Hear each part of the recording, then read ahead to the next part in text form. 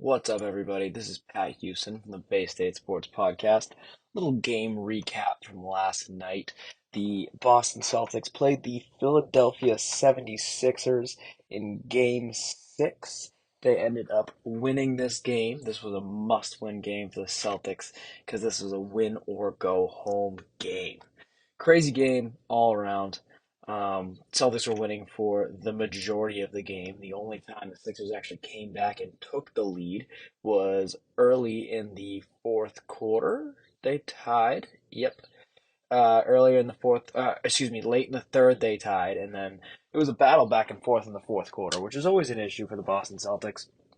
They always seem to find a way to make it close at the end, but you can't discount Philly ever because at the end of the day they're a good team. They've showed that in this series, and they were the number three seed in the East for a reason. So it was going to be a tough matchup either way.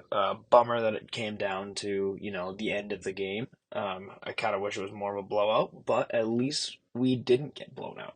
So final score was 95-86. Good defensive game by both teams. Just the Celtics just couldn't keep their foot on the gas. Big reason why it was such a low scoring game was because Jason Tatum, for the first three quarters, decided to do nothing. Jason Tatum in the first three quarters had 3 points in the first three quarters. That's terrible. Jason Tatum had a pretty bad night last night. Played 43 minutes, so most of the game, and just didn't do much offensively. But, but he did end up doing pretty well towards in every other category. He did record 9 rebounds, 6 assists, 2 blocks, 2 steals. So and ended up with 19 points. So all if not the vast majority of his points came in the fourth quarter, which is when we needed them most. So that's huge. You've seen a lot of people now saying that we, we're not in good shape. Jason Tatum, he's bad in the playoffs. Blah blah blah blah blah. History shows that Jason Tatum isn't gonna do this again. He's gonna find his shot. His shot's gonna start falling. Everyone has a bad night every now and then. But who didn't have a bad night? Marcus Smart. Marcus Smart played fantastic all game.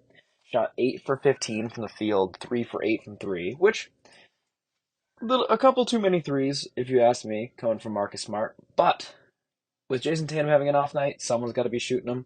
So he actually did really well last night. He ended up having, how many points did he have? 22 points. So this is a huge game for Marcus Smart. He led the team in points.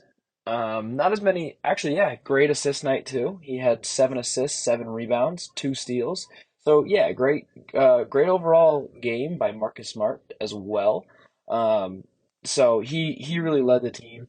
So which was big too because a lot of people were saying we're down on Smart and saying, "Oh, play Derek White, play Malcolm Brogdon," who also both those guys also played well. Not a lot of Derek White, only 19 minutes from Derek White. Malcolm Brogdon played 30 almost the whole game. He had a great game too. He recorded 16 points, 6 from 11 from the field.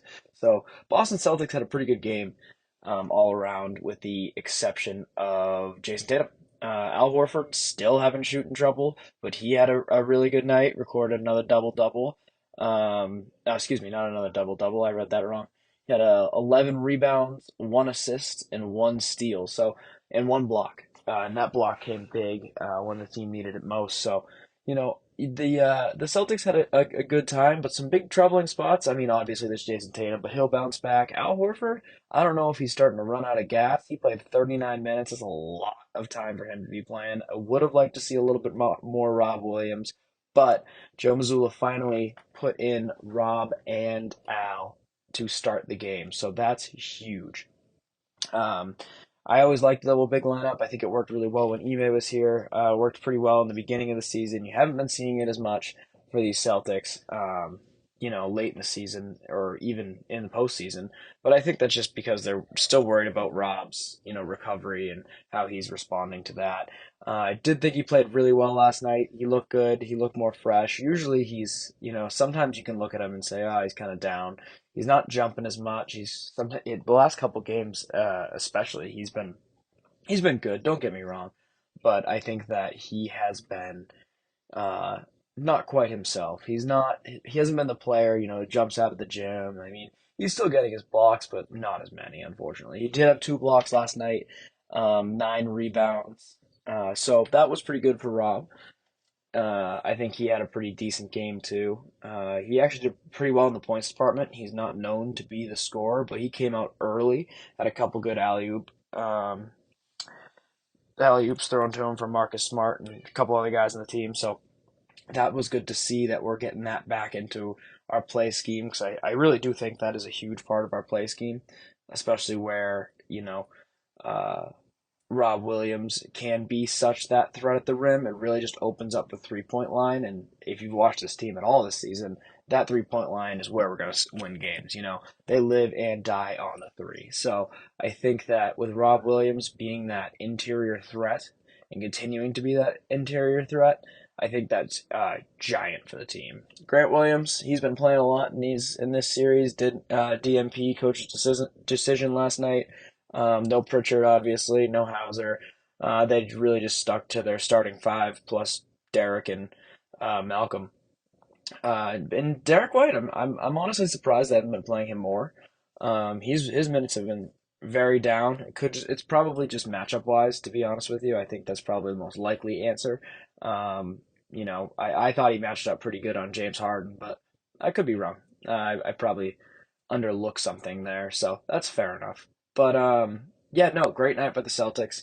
We were dominating for most of that game. We were in the lead for most of that game, but in classic Celtics fashion, we started to give it up after half, and third and fourth quarter we're battling back and forth between Boston and Philly. But altogether, overall, pretty good game.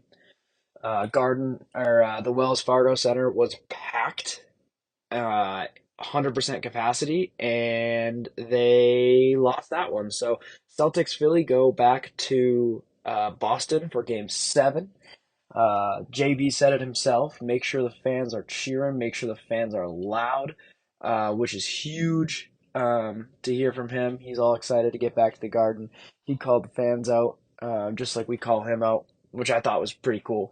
And he said, "Let's get loud, no matter where you are. You could be at the bar, at the game. We want to make sure Boston's rocking and rolling that night. So it'll be awesome to see how the Garden responds to that one. But yeah, no, it should be a good game. Pretty stoked on that.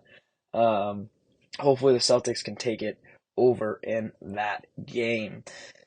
So that was pretty much my gist of the game. I really do big props to Marcus Smart for really putting the team on his back. He was really significant. I think the defense was huge. I think we played a fantastic defense all game. We held Joel Embiid to under 30 points, which was huge. That doesn't sound like a huge accomplishment, but it is. Joel Embiid is just such a force that, holding him to 26 points, that's not bad. You'll take that. Granted, he had 10 rebounds and one assist, but that's still a good game. If you're forcing Embiid to put up numbers like that, he was a -4 on the night. If you're forcing him to put up numbers like that, I think you're doing something right. So good on Celtics for getting back to their defensive roots. I know not Muscala.